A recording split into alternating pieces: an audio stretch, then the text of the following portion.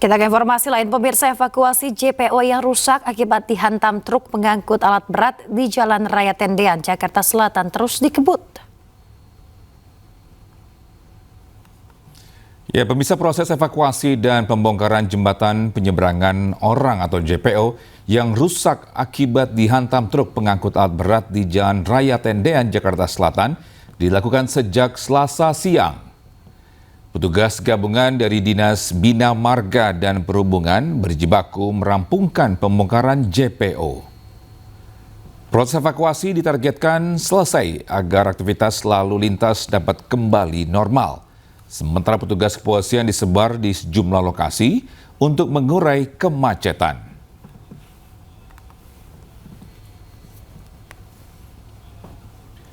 Bisa untuk mengetahui update terkini terkait proses evakuasi JPO di Tendean, Jakarta Selatan, sudah ada jurnalis iNews Selena Yahya. Ya, selamat pagi Selena. Bagaimana proses pengangkatan JPO di Tendean pada pagi hari ini dan seperti apa situasi di sana? Silakan.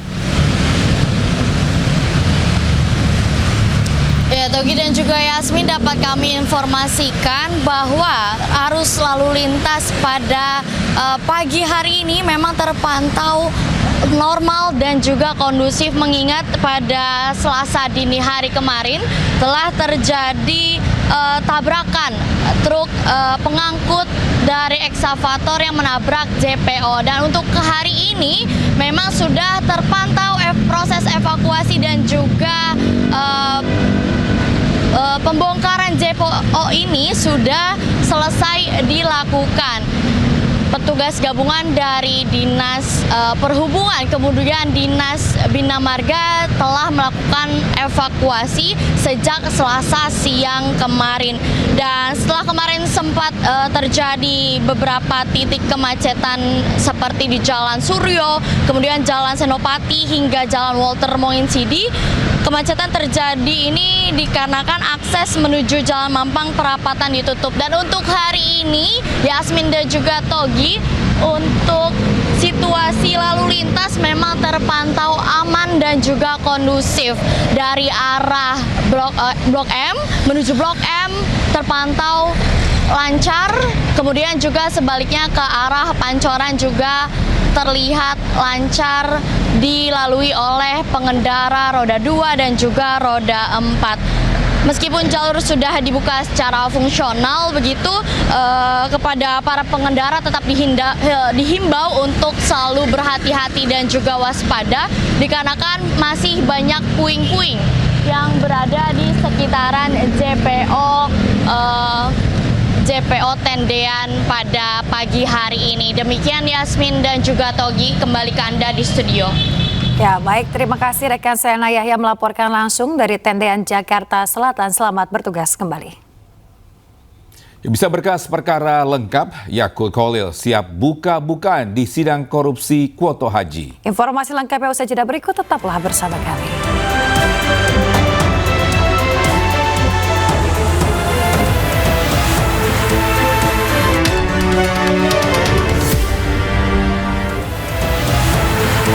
Sahabat Ibu, welcome back to Newsroom Pagi. Selamat pagi dan juga pemirsa, apa kabar Togi? Kayaknya happy banget ya pagi hari ini ya. Happy banget. Aku habis nonton ini ya, Argentina lawan Inggris ya.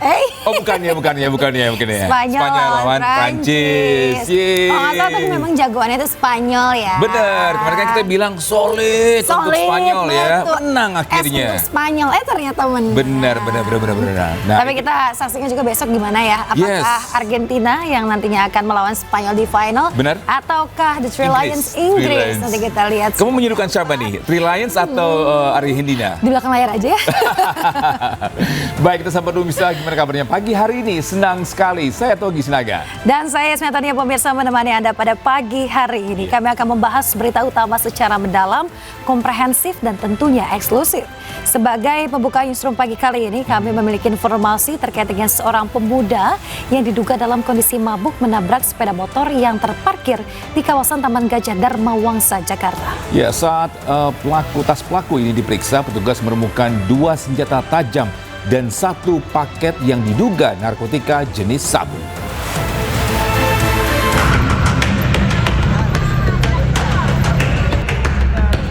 Warga yang berada di kawasan Taman Gajah dan Mawangsa, Jakarta mendadak berkerumun setelah sebuah sepeda motor menabrak kendaraan yang tengah terparkir. Menurut warga, pelaku diduga mengendarai sepeda motor dalam kondisi mabuk, sehingga langsung diamankan oleh warga. Fotoin buat BP ini ya, orang banyak ya. Warga kemudian meminta bantuan petugas kepolisian yang melintas untuk memeriksa tas bawaan pelaku. Udah Pak, bawa aja Pak, langsung Pak. Udah langsung bawa. Saat tas pelaku diperiksa, petugas menemukan 2 senjata tajam jenis samurai dan celurit, serta 1 paket yang diduga narkotika jenis sabu. Di tasnya itu ternyata ada senjata tajam. Senjata tajam, laptop, HP 2, sama sabu. Pelaku kemudian dibawa ke Polres Metro Jakarta Selatan untuk menjalani pemeriksaan lebih lanjut, termasuk mendalami kepemilikan senjata tajam dan paket yang diduga narkotika tersebut. Dari Jakarta, Helmi Sajambati, A-News melaporkan. Bisa kasus hukum pembakaran anaknya mandek ini, orang tua santri asal Lombok Tengah korban kebakaran di pondok pesantren menangis di hadapan anggota DPR RI Komisi 3 di Jakarta. Ya, sang ibu menceritakan penganiayaan anaknya yang dibakar hidup-hidup pada November 2025 silam.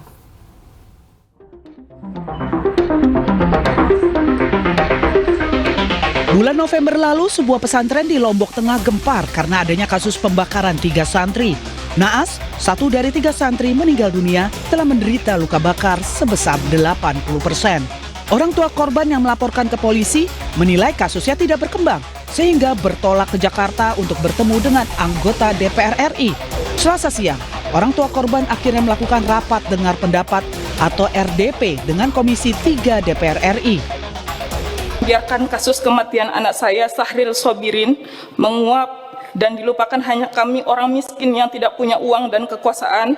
Saya memohon kepada Komisi 3 untuk menggunakan wewenang besar yang Bapak dan Ibu miliki guna mendesak Kapolri mengusut tuntas skandal pembungkaman ini. Tolong awasi polisi-polisi di daerah kami yang tega-teganya menyuruh pihak pesantren meminta tanda tangan damai di atas luka bakar 80% anak saya. Saya meminta keadilan yang seadil-adilnya. Seret semua pelaku penganiayaan, pelaku pembakaran, dan orang-orang besar di dalam pesantren yang ikut menyembunyikan kejahatan ini ke dalam penjara. Syahril diduga menjadi salah satu dari 3 korban pembakaran oleh kakak kelasnya pada bulan November 2025 lalu. Sementara itu, keluarga korban sudah melaporkan ke polisi, tetapi keluarga pelaku pembakaran menawarkan surat perdamaian. Selain ke DPR RI, ibu korban pun meminta bantuan ke Presiden Republik Indonesia melalui surat terbuka. Tim Liputan iNews melaporkan. Pemirsa, balita 4 tahun meninggal dunia di Rumah Sakit Maleo, Kota Sorong dengan dugaan kelalaian dalam penanganan medis. Ya, untuk mengungkap penyebab pasti kematian korban, tim audit investigasi langsung dibentuk. Aku dok, kenapa ini Kak, kasihan. Sini mencuat setelah unggahan ibu korban di media sosial yang menyebut adanya dugaan kelalaian dalam penanganan medis dan menarik perhatian publik. Menyikapi kasus tersebut, Dinas Kesehatan Kota Sorong membentuk tim audit investigasi untuk menelusuri seluruh proses penanganan pasien hingga meninggal dunia. Tim audit melibatkan dokter spesialis anak, akademisi, dan tim hukum agar proses pemeriksaan berjalan secara menyeluruh dan objektif. Dengan dinas tadi sudah ada dilakukan koordinasi. Kemudian dari dinas dengan rumah sakit sedang melakukan investigasi tadi untuk hasilnya menunggu. Jadi nanti dari rumah sakit dan dinas sudah nanti dari hasil investigasi baru nanti di selanjutnya. Tim audit sudah barang tentu yang pertama dari kami Dinas Kesehatan sendiri, kemudian dari dokter-dokter spesialis karena kasus ini adalah kasus anak, oleh sebab itu nanti dokter spesialis anak akan kami libatkan. Oleh sebab itu kami butuh waktu untuk diaudit. Kami mengaudit, mencari tahu semua, ya mulai dari awal dia datang sampai pada saat dia meninggal. Ada tenggat waktu tidak Bu terkait dengan audit ini? Kurang lebih harus diberikan kesempatan kepada kami sebulan. Ya, sementara itu kasus kekerasan seksual terhadap remaja berusia 15 tahun mengguncang Kabupaten Sampang, Jawa Timur. Polisi kini mengungkap fakta baru di balik rangkaian kejahatan yang berlangsung selama hampir 5 bulan. Kejahatan ras. Polisi kembali menangkap salah satu pelaku ruda paksa terhadap korban yang masih berusia 15 tahun. Penyidik mengungkapkan pelaku berjumlah 27 orang dan ruda paksa terjadi di sejumlah lokasi berbeda. Salah satu pelaku berinisial AP diduga menjadi orang pertama yang memperdaya korban sebelum memperkenalkannya kepada pelaku lain. Selama hampir 5 bulan, korban diduga terus mendapat ancaman agar tidak melaporkan peristiwa tersebut. Kasus ini terbongkar setelah keluarga menaruh curiga atas perubahan perilaku korban yang kemudian mengakui kejadian yang dialaminya. Hingga kini polisi telah menangkap sebanyak 13 pelaku, sementara 14 pelaku lain terus diburu. Ada. Kita prioritaskan dalam penanganan kasus ini karena ini kasus yang betul-betul menonjol dan menjadi perhatian masyarakat banyak, sehingga kita prioritaskan, kita sudah bentuk tim. Kita ke informasi lain, pemirsa, sidang pra-peradilan Roy Suryo hadirkan 3 orang saksi fakta dan seorang saksi ahli. Ya, langkah ini diambil Roy Suryo untuk menyanggah penetapan statusnya sebagai tersangka.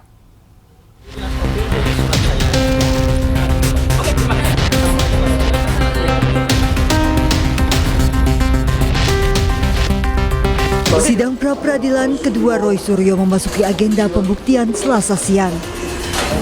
Roy Suryo menghadirkan 3 orang saksi fakta dan seorang saksi ahli. Langkah ini diambil Roy Suryo dan kuasa hukumnya untuk menyanggah penetapan status tersangkanya yang menggunakan pasal 32 Undang-Undang ITE. Roy Suryo dan kuasa hukum menilai penyidik Polda Metro Jaya tidak memiliki 2 alat bukti untuk menjerat Roy dengan pasal tersebut. Itu adalah upaya kami, upaya kuasa hukum untuk menghadirkan saksi-saksi yang fair. Jadi tidak hanya menghadap saksi yang seperti sekarang sudah sering ketemu. Saya sudah lama nggak ketemu Krisnamurti. Keterlibatannya dengan ijazah palsu itu apa? Nah, enggak, karena dia itu dipanggil oleh Polda Metro Jaya. Sementara saksi ahli dihadirkan untuk membedah konstruksi perkara dari sudut pandang ahli. Jadi kalau perbuatan Mas Roy ini adalah dikatakan mencuri, ya, tapi jangan dia harus ada bukti-bukti itu yang mencuri.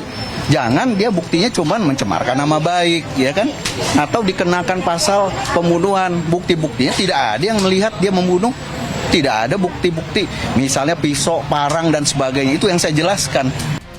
Sidang pra-peradilan ini fokus Roy Suryo dan kuasa hukum untuk menguji apakah unsur dalam pasal 32 Undang-Undang ITE terpenuhi dalam penetapan tersangka, apalagi terkait dengan tindakan merusak, menghilangkan atau mengubah dokumen elektronik orang lain. Dari Jakarta, tim liputan iNews melaporkan. Bisa Presiden ke-7 Republik Indonesia Joko Widodo memastikan akan hadir di sidang fitnah ijazah dengan tersangka Roy Suryo dan Tifa. Ya, Jokowi akan membawa serta seluruh ijazahnya.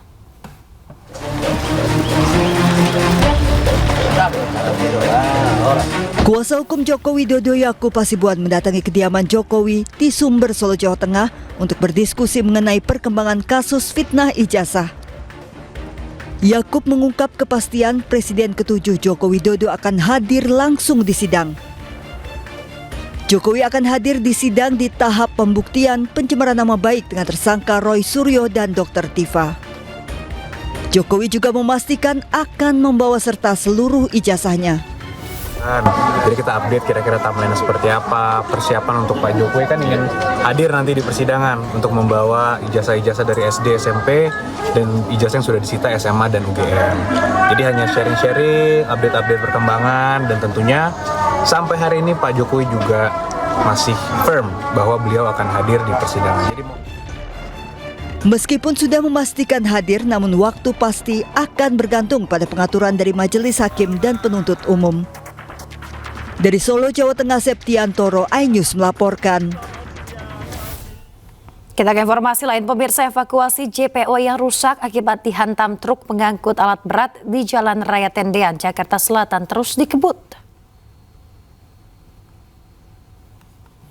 Ya, pemirsa, proses evakuasi dan pembongkaran jembatan penyeberangan orang atau JPO yang rusak akibat dihantam truk pengangkut alat berat di Jalan Raya Tendean, Jakarta Selatan dilakukan sejak Selasa siang. Petugas gabungan dari Dinas Bina Marga dan Perhubungan berjibaku merampungkan pembongkaran JPO. Proses evakuasi ditargetkan selesai agar aktivitas lalu lintas dapat kembali normal. Sementara petugas kepolisian disebar di sejumlah lokasi untuk mengurai kemacetan.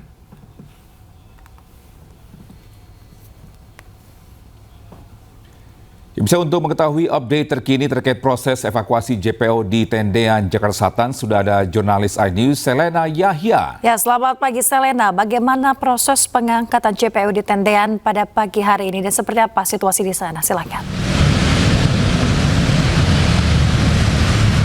Ya, Togi dan juga Yasmin, dapat kami informasikan bahwa arus lalu lintas pada pagi hari ini memang terpantau normal dan juga kondusif, mengingat pada Selasa dini hari kemarin telah terjadi tabrakan truk pengangkut dari eksavator yang menabrak JPO, dan untuk ke hari ini memang sudah terpantau proses evakuasi dan juga pembongkaran JPO ini sudah selesai dilakukan. Petugas gabungan dari Dinas Perhubungan, kemudian Dinas Bina Marga telah melakukan evakuasi sejak Selasa siang kemarin.